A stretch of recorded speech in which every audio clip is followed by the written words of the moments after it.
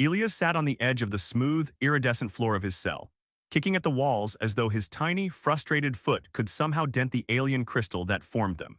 He had been captured 3 rotations ago, which in human terms meant roughly 72 hours, though in the nebular citadel's floating time it could have been 3 centuries for all he knew.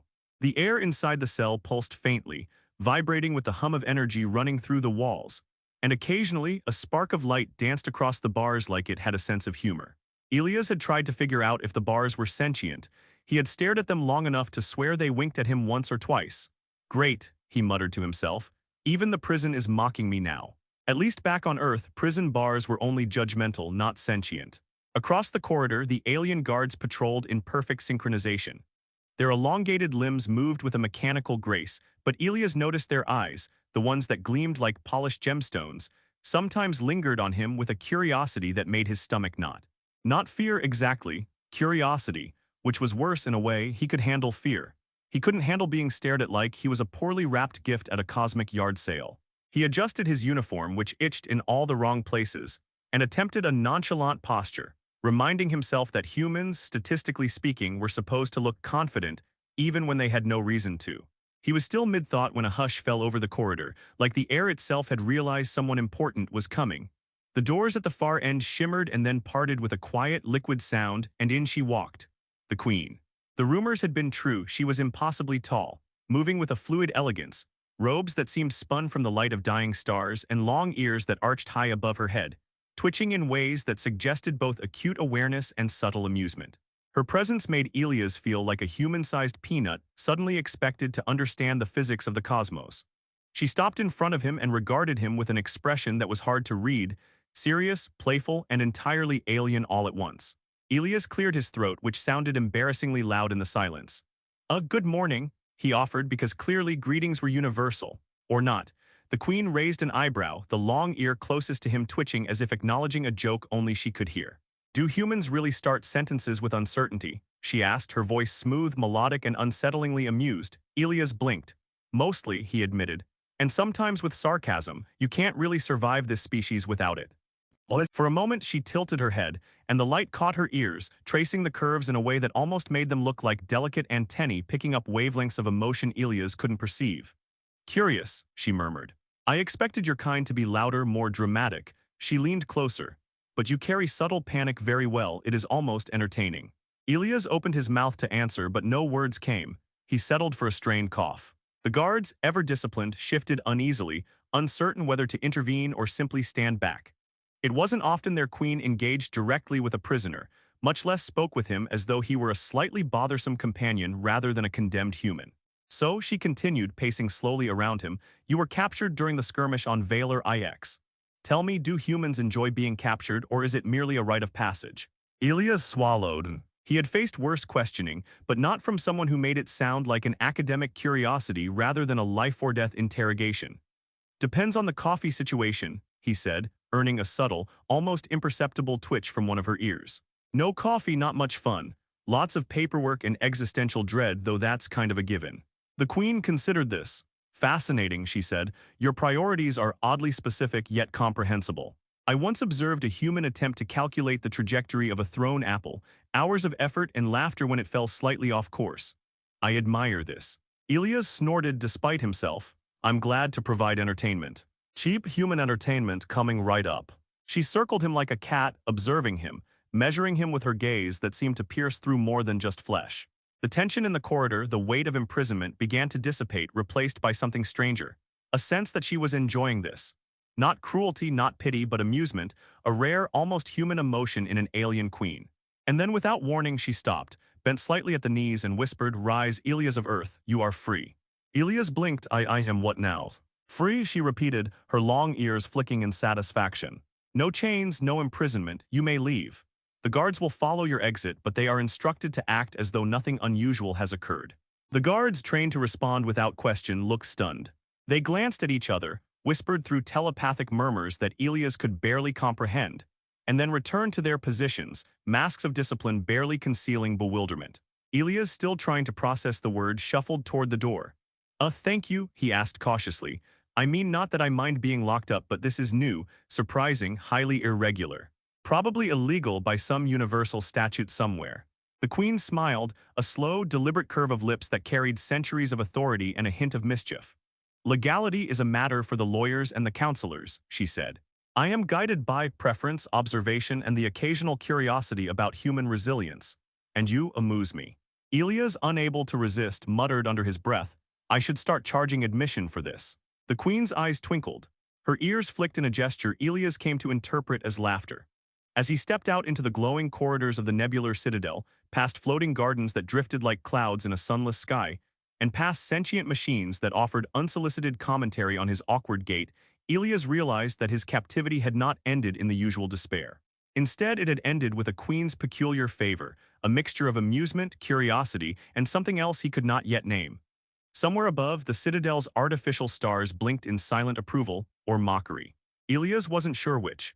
He only knew that survival had suddenly become a lot stranger and infinitely more entertaining.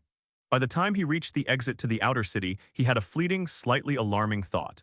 Maybe the queen didn't just release him because she had to. Maybe, just maybe, she wanted to see how far a human could go when given the impossible gift of freedom in a galaxy that considered them expendable.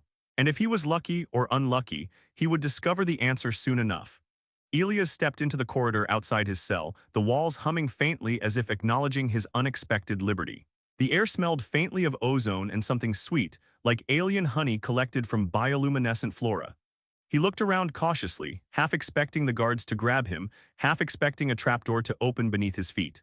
Nothing happened. He exhaled audibly, which earned him a flicker of amusement from the nearest hovering drone.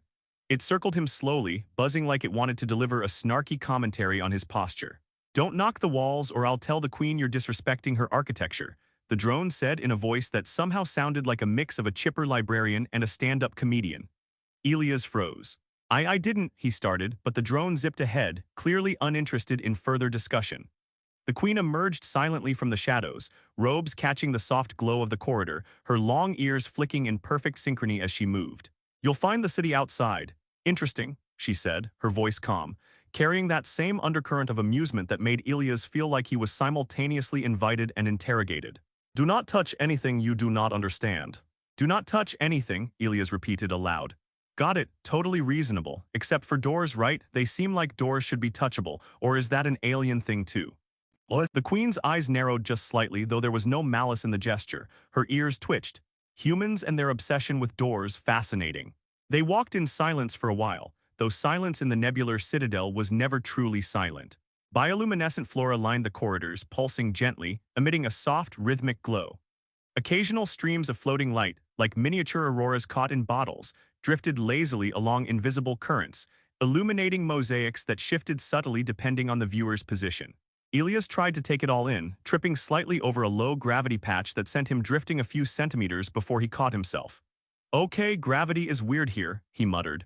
Or maybe it's just me. What? The queen didn't answer immediately, but her ears twitched in what Elias chose to interpret as laughter. You will adapt, she said finally. Humans are persistent in ways that amuse me, some are irritating, you less so for now. What? Elias' eyes widened. Less irritating, I'll take that as a compliment. He looked at the walls, trying to gauge whether they had ears too. Do the walls here listen? They do not, the queen replied. Mostly they hum your presence. Do not anthropomorphize them, you may lose credibility quickly. He nodded solemnly, though inwardly he questioned what credibility meant in a city built on floating gardens and sentient machines. They emerged onto a wide plaza suspended over a chasm of glowing mist. Hovering vehicles zipped between crystalline towers, and aliens of countless shapes navigated the space with the kind of efficiency that made human traffic jams seem like comic theater. Elias couldn't help but mutter, so this is like Times Square, if Times Square were designed by someone who failed at architecture school but was really good at lasers. What? The queen glanced at him, her ears twitching in what he assumed was amusement. Your observations are rudimentary but oddly accurate. You will survive longer than I expected. What? As they navigated the plaza, Elias noticed small robots hovering nearby, each with an expression, or at least the illusion of one, painted across its metallic surface. One zipped in front of him, speaking in a tone that suggested both exasperation and curiosity. Sir, you are about to step on a photonic blossom. Proceed with caution. I what? Elias asked. A photonic blossom, do not crush it. It's not lethal, but it will scream in light. The robot's eyes flickered. Elias tried to suppress a laugh. It screams in light. Yes, the robot said flatly, it is dramatic, I find it ridiculous, and you will too. What? They continued, weaving through corridors and over suspension bridges, the Queen occasionally pointing out subtle details about the city with dry, sardonic commentary. Those towers were constructed to sway during cosmic storms. Humankind would panic, you appear capable of not panicking, for now. Not panicking, got it, Elias said. Though full disclosure, I may start panicking if I am expected to operate these swaying towers myself. What? Do not panic, the Queen said, her ears twitched. Observe, adapt, survive, humor is acceptable. Elias looked at her, blinking. Humor was acceptable. In a city where the architecture might decide to trap you in a dimensional loop if you sneezed incorrectly. He had no idea how to parse that. They reached a quiet terrace, overlooking a chasm where bioluminescent currents of air twisted and danced like ribbons of liquid light. The Queen paused, watching him as though weighing his capacity to comprehend the spectacle. I once observed a human troop on a battlefield. They were loud, chaotic, and predictable in their unpredictability. You remind me of a fragment of that chaos, entertaining, not dangerous, yet. Elias swallowed, trying to appear dignified while failing spectacularly. I'll take that too, a human fragment sounds heroic. What? Heroic is relative, the Queen said, her voice softening slightly. Curiosity, courage, humor, these are the qualities that matter. You possess all three, though unevenly. What? Elias tried to imagine how that would play in a job interview back on Earth. So, unevenly heroic, curious, and humorous, got it, very marketable. The Queen's lips curved in the faintest smile, her ears flicking with subtle amusement. You will find that in this city, humor is as essential as breathing and curiosity as dangerous as any weapon. That is why you will stay close. Stay close, you mean follow you? Elias asked, a note of incredulity in his voice. I thought I was free. You are free, she replied almost serenely, but freedom without guidance in the nebular citadel is inadvisable. Also, you entertain me. You may find that reason sufficient. What? Elias glanced at her, blinking. Entertaining her? That had to be the strangest reason anyone had ever been spared execution. He resisted the urge to make a joke about charging admission for being amusing. Somehow he thought she might actually approve.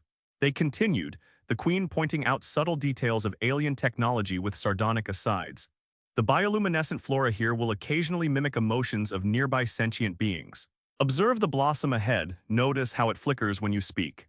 Elias squinted, the flower pulsed, shifting in brightness. I think it's blinking at me, or maybe laughing, I don't know, but it's judging me. Correct, the Queen said. It judges poorly, but it is persistent. As they wandered deeper into the city, Elias realized that his survival wasn't about evading enemies or deciphering alien codes. It was about learning to navigate absurdity, humor, and the subtle cues of a queen whose long ears twitched like twin compasses measuring his worth. The city itself seemed alive with the same playful, dangerous energy she exuded, and he had the distinct impression that the universe itself might be leaning back in its cosmic chair, curious to see how he would fare. By the time they reached a secluded observation deck, Elias' thoughts had slowed from frantic worry to tentative fascination. He wasn't just a human in a city of alien marvels. He was a participant in a game whose rules were undecipherable, whose rewards were unknown, and whose stakes included the subtle amusement of a queen with ears that could detect everything from laughter to panic. And somehow, despite the risk, he found himself eager to play. The Queen watched him, ears flicking in satisfaction. Adapt, human, she said softly, and perhaps amuse me further. Elias laughed, unsure whether from relief or fear. Probably both. Either way, he felt alive in a way captivity had never allowed, and for the first time in a long while, he wondered if freedom was less about leaving a cell and more about surviving the unexpected. Elias stood on the edge of the observation deck, the twin moons of the nebular citadel casting fractured reflections across the flowing currents of luminescent mist below. The city sprawled endlessly, towers that bent the laws of physics leaning gracefully over streets where gravity itself seemed to take a vacation. He had spent countless rotations here, learning the cadence of alien life, the quirks of sentient machines, and the subtle meanings behind the Queen's long ears twitching in amusement or disapproval. In that time, he had discovered that surviving this place required three things: observation, adaptability, and a sense of humor sharp enough to slice through interstellar absurdity. The Queen appeared silently beside him, her robes brushing the air like strands of captured starlight. Her ears flicked once, almost imperceptibly, in what Elias had come to recognize as her way of signaling approval. You have adapted, she said simply, though her tone carried more weight than any decree. Not all humans could have navigated the citadel so gracefully. Elias smirked gracefully. I think if you asked the photonic blossoms, they'd say I was a calamity in motion. They have exaggerated opinions, she replied, voice smooth and unamused, though the twitch of her ears betrayed amusement. Your unpredictability has value. He paused, considering her words. At first, they had seemed absurd, a queen releasing a human for reasons he didn't understand. Now, after weeks of narrow escapes from misbehaving gravity fields, avoiding accidentally antagonizing hovering drones, and negotiating the polite but deadly politics of sentient flora, he began to understand. She hadn't released him because of mercy or recklessness. She had released him because she had seen something in him that even her advisors failed to perceive. Adaptability tempered by curiosity, humor, and courage, the very qualities that could survive the citadel when logic alone could not. The city below buzzed with motion, yet in this quiet height it felt as if they were suspended outside time itself. Elias turned to her. So, everyone else thinks I'm just some lucky human. But really, you've been testing me this whole time, haven't you? She tilted her head, long ears shifting. Testing implies a goal and a conclusion. I do not test, I observe. Your species fascinates me. You find joy in absurdity, you rebel against the inevitable, you persist when reason would suggest surrender. You amuse me, and in your amusement, you have learned to survive. Elias let that sink in. For months, he had expected the counselors and advisors to demand his execution at any moment, yet here he was, standing on the threshold of freedom in a city designed to ensnare even the most cunning minds. Amuse you, huh? That's an unconventional way to earn my life. Conventionality is overrated, she said with a faint smile. And dangerous. Sometimes the most insignificant beings, by their own estimation, can alter outcomes far beyond their comprehension. What? He looked down at the citadel, the interplay of light and motion, of creatures and machines, of unpredictable laws of physics, and he understood. Survival wasn't just about brute force or tactical genius. It was about observing the strange, adapting to it, and keeping one's wits and humor intact. In a way, she had taught him to see the world differently. He was no longer a soldier bound by orders and fear. He was a human capable of navigating a galaxy where logic was optional and absurdity was a survival tool. A ripple of light passed through the terrace flora as a small robotic messenger hovered before them. Counselors request your attention, Queen, it said, voice tinged with obligatory reverence. Elias could see the tension in the city's governing body even from here. Rumors of his release had spread quickly. The advisors were perplexed, scandalized, and suspicious in equal measure. Send them away, the Queen replied lightly. I will entertain them when necessary. They need not understand yet. Elias, you are not a spectacle for them. What? Good, Elias said, because I've had enough of being a spectacle, though I suppose I was always the comic relief by accident. By design or accident you persist, she corrected, ears flicking. And that persistence has its own merit. What? They descended through corridors lined with adaptive light panels that shifted according to mood. Elias finding himself laughing at subtle jokes embedded in the flickering designs. Some obviously left by the Queen, some by her predecessors, some, he suspected, created by the Citadel itself for the entertainment of the observant. I never thought I'd find humor in living walls, he said, or walls with opinions about human footwear. They are opinionated, the Queen said dryly, but they improve over time. What? By the time they reached the main council chamber, Elias was no longer the bewildered human he had been in his cell. He walked with a cautious confidence, eyes scanning for traps not just physical but political. The councillors glared at him, aghast that the Queen had released him without so much as consultation. Yet Elias noticed he no longer feared their judgment. He had survived their city, their strange rules, their absurd creatures, and their unpredictable architecture. A tiny grin formed as he imagined them trying to follow the nuances of human sarcasm and resilience. You are free, the Queen announced, her presence commanding, her long ears poised like sentinels of authority and subtle mischief. No human within these walls is to harm him, he is under my protection. Murmurs swept through the council, whispers of outrage and confusion. Elias raised a